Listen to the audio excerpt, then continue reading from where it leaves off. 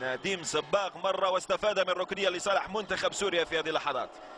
ينتصف هذا الشوط الأول مشاهدي الكرام من المباراة الودية بين منتخبي كازاخستان وسوريا.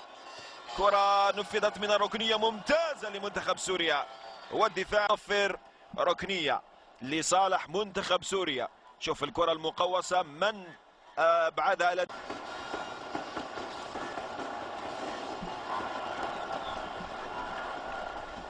آخر الثواني من الدقيقة الرابعة والأخيرة من الوقت.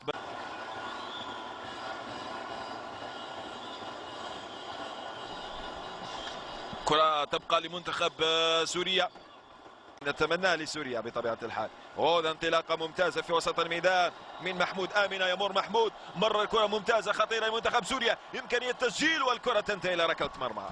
الكرة إلى أفضل من الأول، على الأقل حضرت الأهداف وأكثر إثارة وأكثر متعة. سوريا من جديد البحث. حاولت عبد الرزاق الحسين صاحب تسديدات يمينية ويسرى قد خرج، لكنه موجود. حمصي يعود، استعيد الكرة في وسط الميدان. محمود آمنة يلعب كرة ذكية.